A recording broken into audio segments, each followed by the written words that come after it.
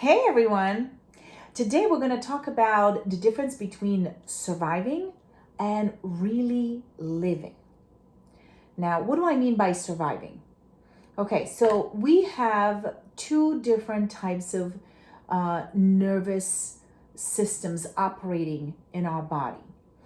One is called sympathetic nervous system, which is basically the instinct for survival.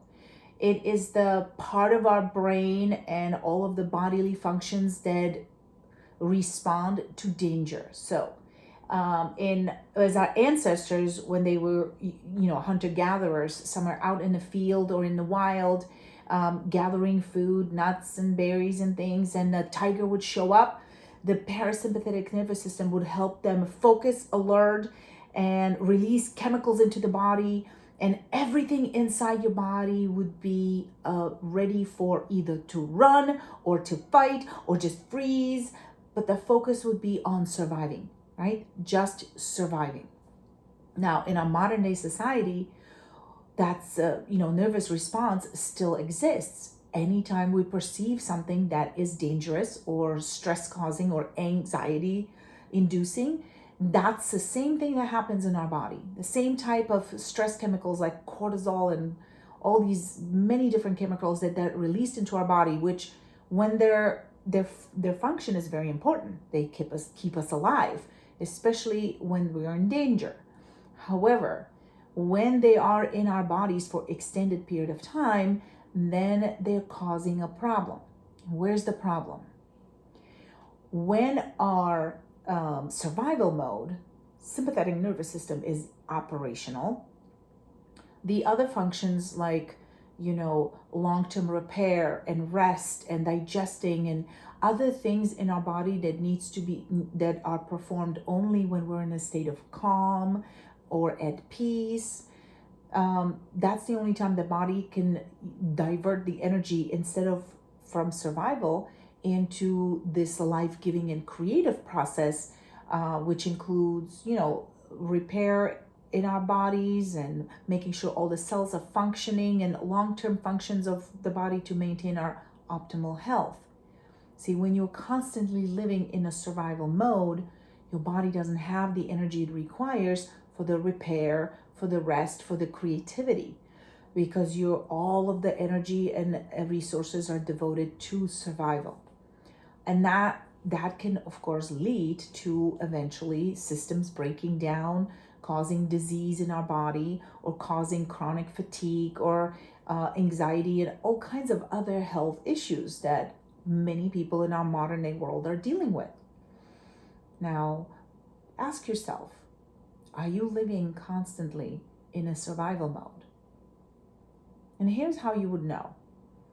If you're waking up tired in the morning, or you have to snooze the alarm a few times before you finally get up, or if you are irritable and impatient, or you can snap at people sometimes completely out of the blue, or you're constantly find yourself worried, you're thinking about your bills and how you're going to pay the bills, or you're hating your job, or you find yourself constantly in a place of where inside your body it just feels like restricted, it feels heavy, it feels not life-giving, then it is very possible that you are spending most of your time in this stress environment, which is not good for you, right?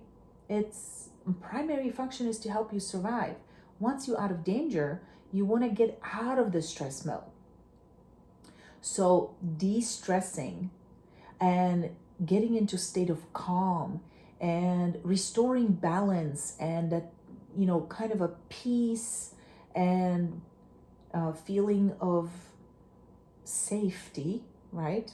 For lack of a better word, you gotta feel safe in order to be relaxed and calm and to get in a place where you can actually create, where your parasympathetic system can get returned into the state of repair and long-term build and support your body's optimal health, but making sure that all of the cells in your body and all the systems have the nutrition, the energy that they require. In other words, when you're not focusing on just surviving, you are able to repair, restore, and create.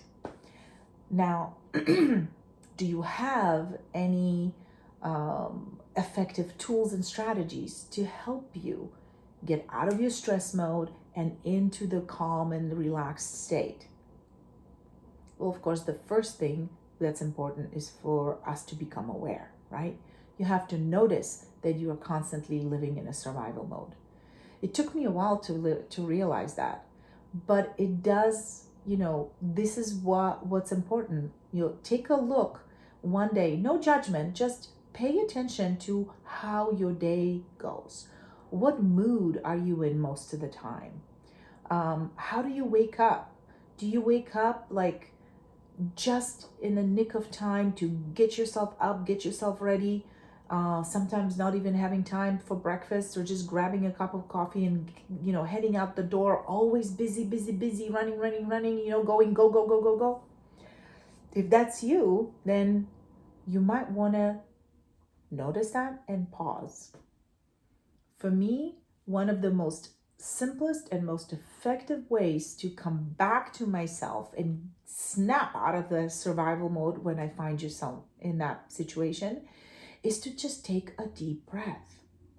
When we're in survival and we're stressed and we're busy, our breathing is very shallow. We're not taking in a lot of oxygen. And so when you don't have any oxygen in your blood and in your brain, you can't really think very clearly. All your thoughts are simple, habitual, they're in a pattern, and the key is just to survive, to go, go. That's not a way to live. That's definitely not a life-giving and growing and expanding state of aliveness that we want to feel. So if you're finding yourself, longing for more of that, it's not the vacation. The vacation isn't going to help you long term. I mean, it's wonderful to relax at vacation, but you might want to learn how to do that on a daily basis. So I like to take a really nice deep breath. I'll breathe in through my nose and out through your mouth. And sometimes all it takes is 2 or 3 breaths like that to bring me back into awareness, back into the moment, into the present moment, where I can actually just have a clear thought and take a moment to appreciate the sunshine or the beautiful flowers or the blooming trees. See, those are the things that help us feel alive, that fill us with joy and a feeling of peace. That's also the place from which we can think clearly and creatively. We can't really do that in survival. So, other strategy that I have implemented a few years ago, when I finally realized that the way I'm living my life is simply a slow march towards death. I didn't like the feeling of waking up tired. I didn't like snapping at my kids and being always stressed out. And I certainly didn't like being around people who were always complaining and feeling it felt really toxic. You can notice that in the feeling in your body. When you're around people or even in your own mood, when you have that heavy feeling, that kind of feeling of everything being tight and restricted, that's a signal. That's telling you you're in a survival mode and you're certainly not feeling alive. Because the feeling of aliveness is very different. It feels light. It feels airy. It feels like you're floating, like your feet are almost not touching the ground. When you feel like that, that's when you know you're in a creative state, when you are in a state of aliveness and expansion and joy. And sometimes it's as simple as just taking a few breaths to bring that feeling back.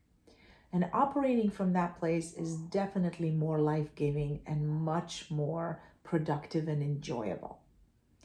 So I stopped waking up just in the time to get myself dressed and grab some breakfast and dash out the door to make it to work on time. No, what I do now is I wake up purposefully, at least 30 minutes, mostly an hour, hour and a half before I need to get myself ready for work. And I give myself a morning that's intentional, that's calm and peaceful. I like to exercise. I like to take a shower. Sometimes I like to go out for a walk and breathe some fresh air. I love doing my yoga. I focus on just very relaxed stretching, get my body moving in the morning, get feeling centered and grounded. And I love to meditate. I love calming my mind and sitting in silence or using a guided meditation sometimes. But when I'm in silence, I really love to imagine the life that I would really love. I set the intentions for the day. I remind myself of the amazing things that I already have and what else I want to create. In other words, I start my day for myself. I start the day gifting myself the time and the space to set the intention and set my mind and mood to have a wonderful day. It's definitely more empowering because even if someone cuts me off on a freeway driving, or somebody else at work might be in a bad mood, you know what? It takes a lot more for them to drag me along with it, you know? Because if I'm in this empowered and a life-giving state, I am filled with love, I'm filled with gratitude and joy. It's like a barrier, it's like a protection bubble around me. My energy is expansive, my energy is kind and soft, but it's also protecting me from other people's energy that might be, sucking the life out of it.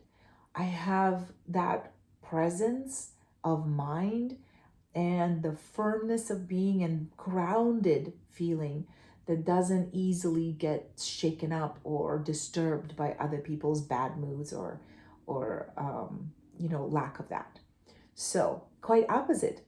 I actually bring this good energy with me, and with a smile and just simply a positive presence, I can bring the light and good feeling to others that are around me.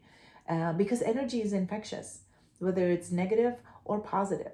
So, the more you cultivate this powerful, positive presence and groundedness in yourself, the more you can shine and share with those around you. So, I would love for you to share what kind of strategies you use to help yourself de stress and recalibrate your energy from stress into relaxed and calm.